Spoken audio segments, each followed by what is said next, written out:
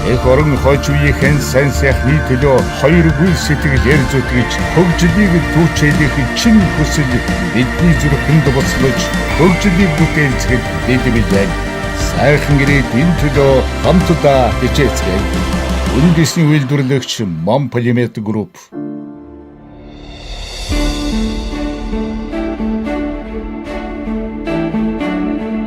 Interesting history I've shared with you guys before, but it's always important for people to understand that there's opportunity available if you look for.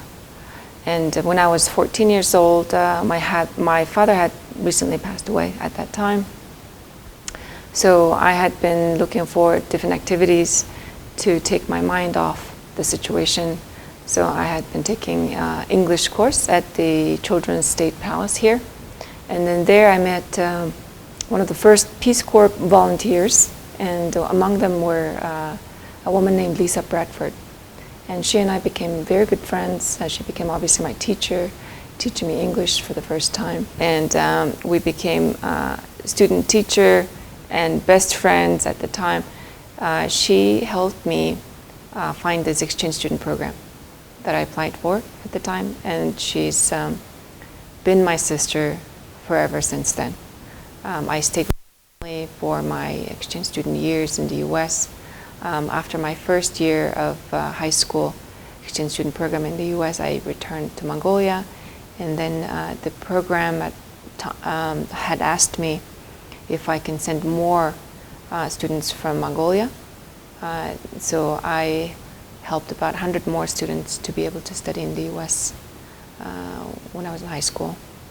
So, and then the program also invited me back. So I continued my journey to graduate from American high school. Lisa's parents, Larry and Susie Bradford, became my family, my mom and dad. I call them mom and dad, they call me Turkey. And we had been very close ever since. After graduating from Krondalat, it was a Catholic high school. I was encouraged to apply to many similar, sister colleges. So I applied to colleges in California to stay closer to Larry and Susie Bradford with the family. So I went to University of San Francisco and studied finance and economics for undergraduate and graduated with a cum laude degree.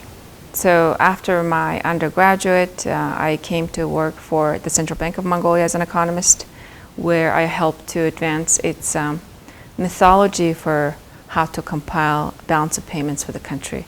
And for that, I had gained experience training at the IMF in Washington, D.C. And there I noticed several universities for my master's opportunity. And then I had selected George Washington University for its proximity to IMF and World Bank. So I graduated from George Washington University in financial engineering degree. And then after that, I worked for the World Bank as I hoped for, being close to that campus. I had met a lot of amazing professionals, economists working there. And I was able to secure also a similar job as an economist there.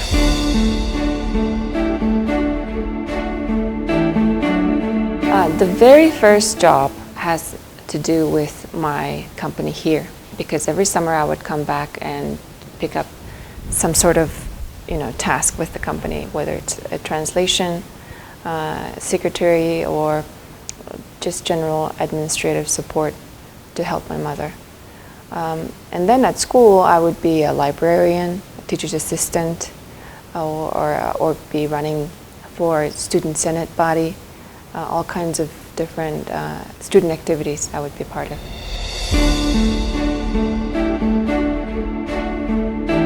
So, founded in 1992, Monpolymet Group was first established by my mother, who's a geological engineer by training. She and her fellow geologists, about 10 of them, started forming Monpolymet Group, focusing on exploration work. Exploration together with rehabilitation very early on in this field. And they founded Tosongalt Mining Development and carried out its operation, becoming number one in terms of recovery, environmental rehabilitation, social responsibility works where they operate their mining business activities.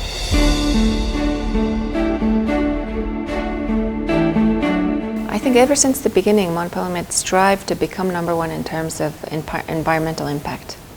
The mining sector is looked very harshly on how it, impacts the environment, but mining has to continue for Mongolia and everywhere else. It's a field where countries sometimes depend on, and we also have to look at it responsibly.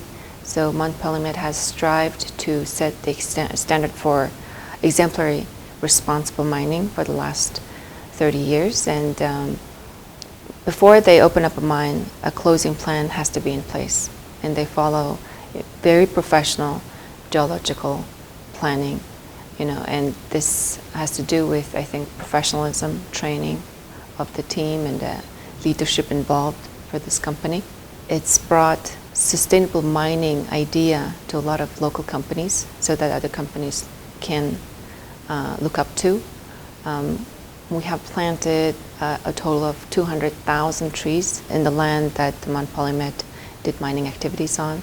Also put up Mongolia's first man-made lake and registered with the Mongolian authorities. And today the lake is biologically active with all sorts of species and swans and different type of fish and birds that habitat the place. And it's also become a place where students and young engineers and geologists come to learn, do a lot of research, and also put together many events to show how responsible mining can be done in this community.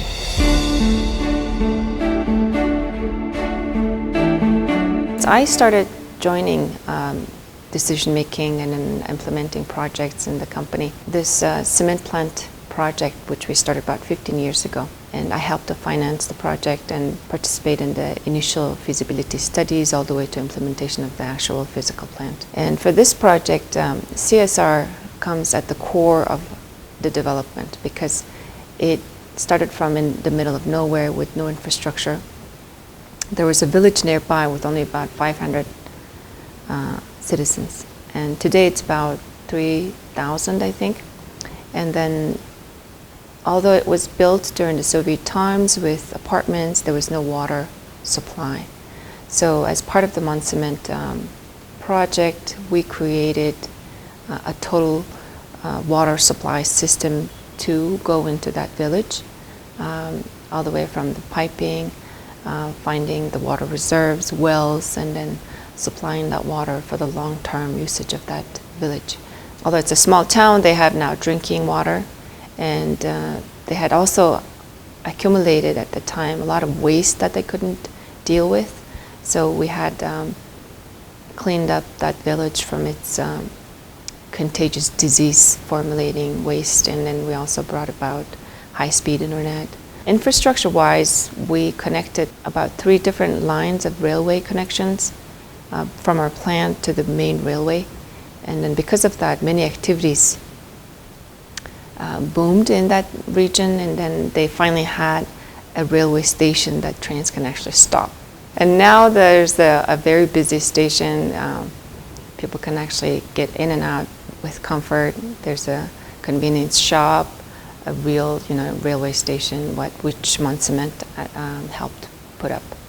So there's many CSR activities that come to heart, but those ones I actually made the decisions to implement.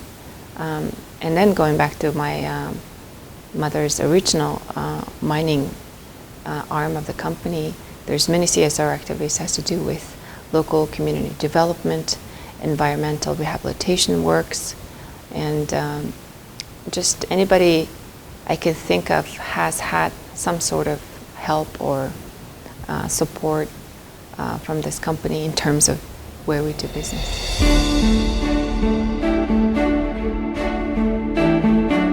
Well, with the diversified business we have now, our aim was to not only depend on mining, but to be able to create manufacturing operation where there's a value added to the final product we produce.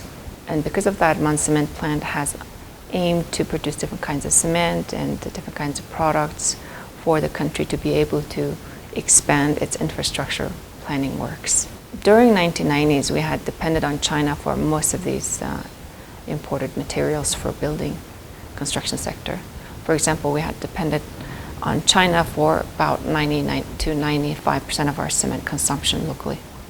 And now, locally, we can supply these high-quality cement, whereas before, none was available.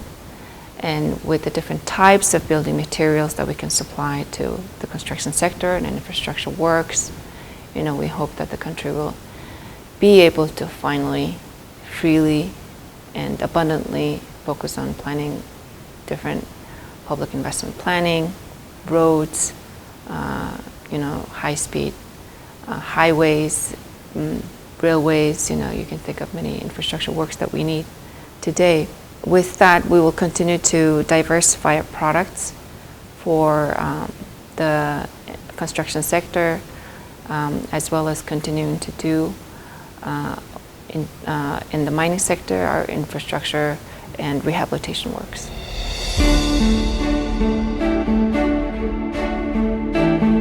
And so for these companies that were sort of the beginning players of this democratic nation today, it wasn't just profit, I would say. During these hectic 30 years, these companies had to survive, and it was really survival of the fittest. And they focused on not just money, but also for what the country needed as a countryman. So women and men, entrepreneurs and businessmen alike, they all strive to do what the country was needed in order to develop as a nation. So it's really amazing that my mother and people similar like my mother had found these projects as if they were, the government themselves, and founded ways to finance these projects privately, and then able to implement these projects themselves, and then bring about these difficult know-hows from overseas. A cement plant with waste heat recovery system today in the world there's only 4 to 5 of them existing, and one of them is already in the desert of Mongolia. And we didn't need to do this. We could have invested in different assets, but the country needed high-quality cement, building materials for the infrastructure projects to take off. And it could have been also just a regular cement plant, not an eco-friendly one. But the fact that, we always strive to do what's good for the environment, what could be good for bringing about new technology and know-how for the young engineering team to learn and be on the same playing field of engineers around the world is something that the private sector has been really heavily investing for the long-term benefit of the country and of the environment, of the social responsibility. So these are something that I'm really proud of for a lot of these initial companies.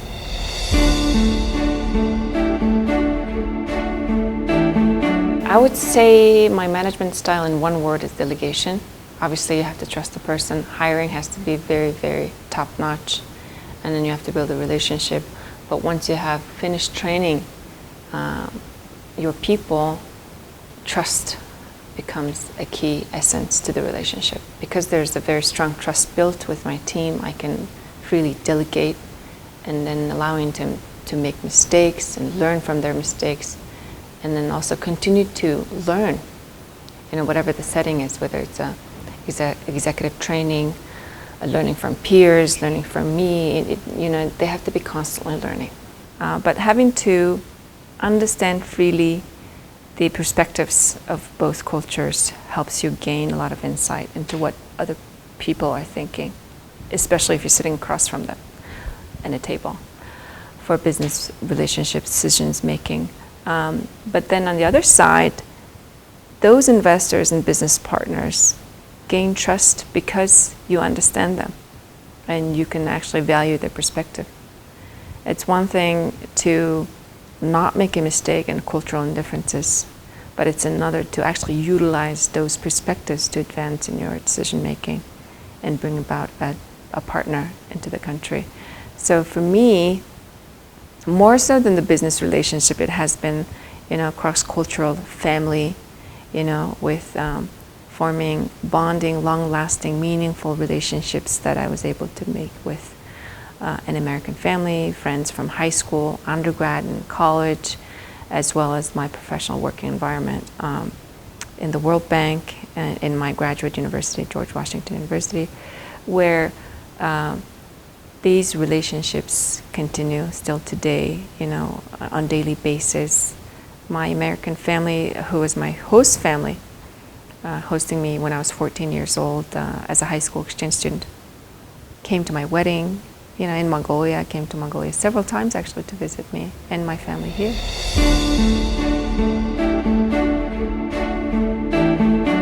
Well, first they get into the door with a high degree of education, I think. And then it becomes a matter of who you really are, in essence, as a person. Behavioral, emotional intelligence is very, very important in these days, that somebody is able to be a team player, able to withstand any challenges, that doesn't give up easily and can cope with any kind of leadership. Because we have sometimes different people, trying to be in the same group, trying to get into different directions, and to be able to synchronize them into one goal is sometimes challenging. And I recently been looking into Professor Gino's from Harvard Business School book called Rebel Talent. So more of those people you have in your team that can actually ask the right questions in terms of why. Why are we doing this? Can we do this better? You're wrong. Not necessarily I'm right, but we're wrong.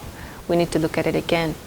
Those kind of braveness I look for in people.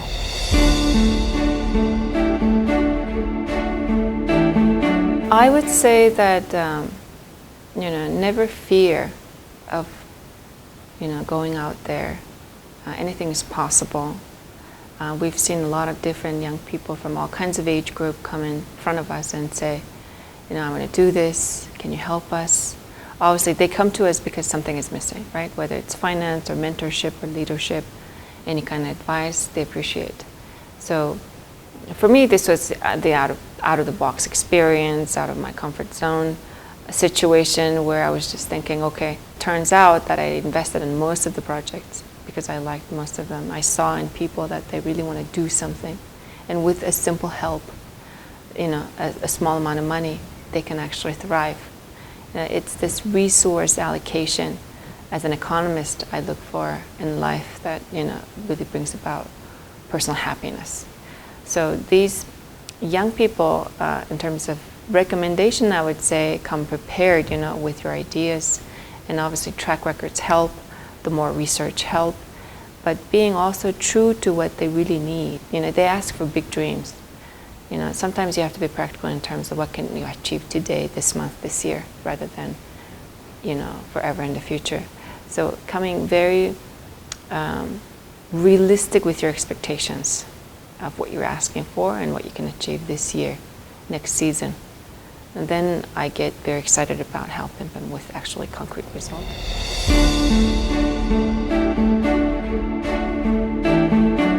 I'd say, balanced work lifestyle always helps. And that starts with our physical statehood. And physical statehood consists of your body and mind and soul, obviously.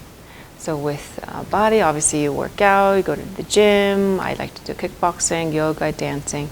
Lately I've been doing a lot of dancing because of the music part.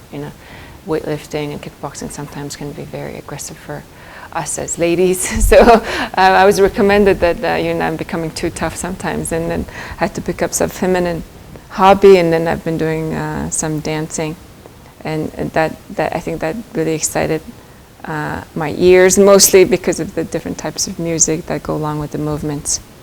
For the mind, meditation obviously, but lots of good books, right? To be able to explore into different perspectives of authors. and deep diving into soul can also be very balancing.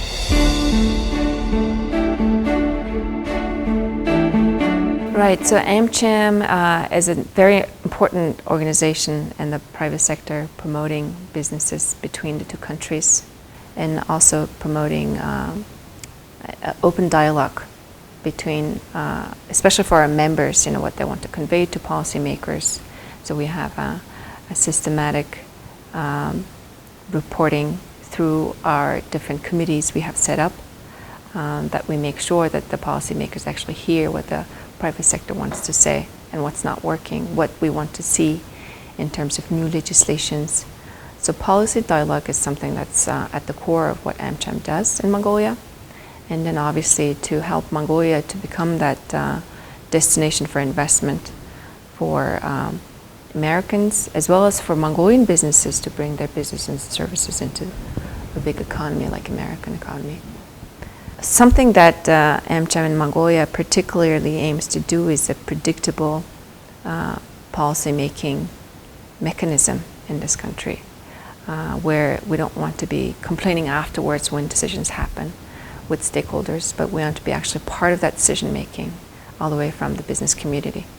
So predictable policy and regulatory environment is AmCham's core focus right now through the different committees we have set up.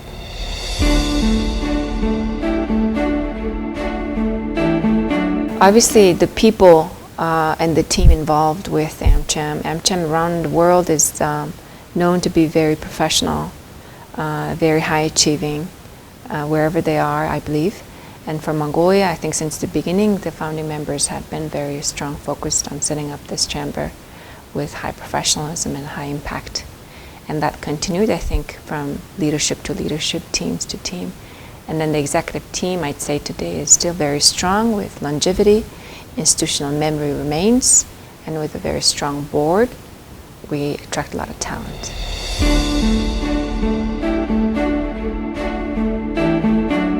I think Mongolia did very well in terms of attracting investment from early on till 1990s.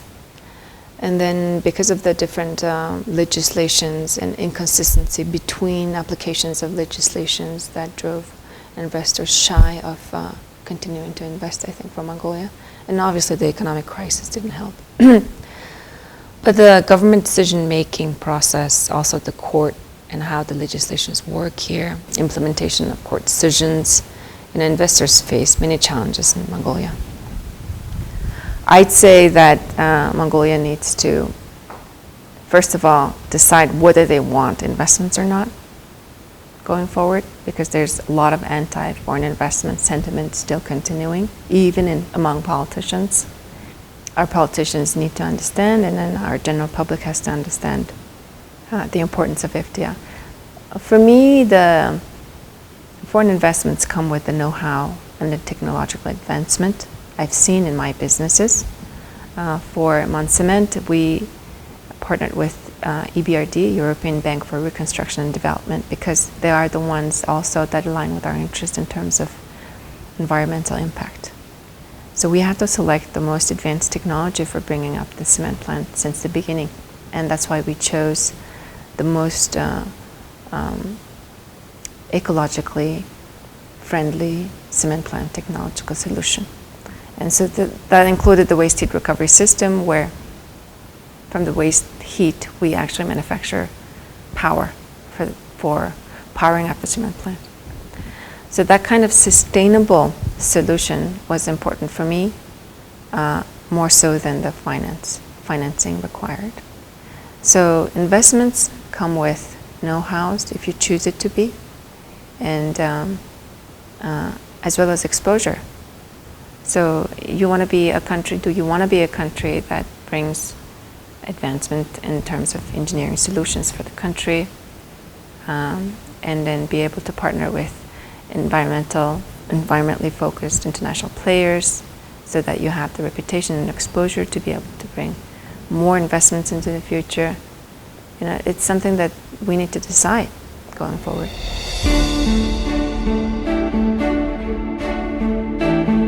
So AmCham has today about 65 members, and all of our members are invited for our meetings with American decision-making stakeholders. Once a year we have a trip to Washington, D.C.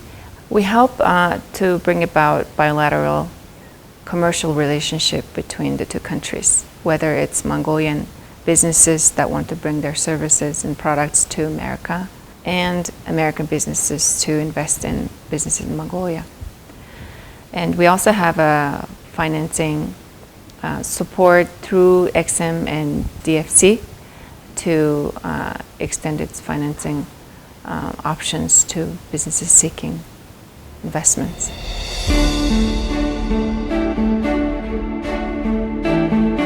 I hope that the AmCham will continue to do its job well as it's been doing today, and also strive to bring about, some of the concrete outcomes, like helping to support direct flight between America and Mongolia, even if it's a cargo flight. That would be awesome to see.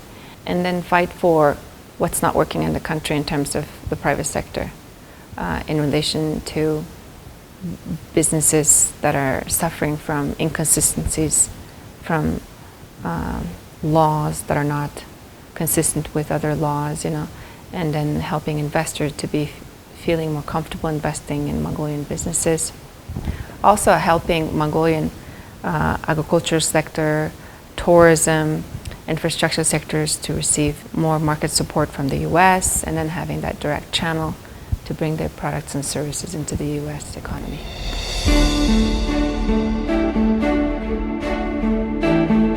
Well, I'd like to first of all say happy 10th anniversary to all the AmCham members in Mongolia. We thank you for your support and helping us to be your business partner, a business community player.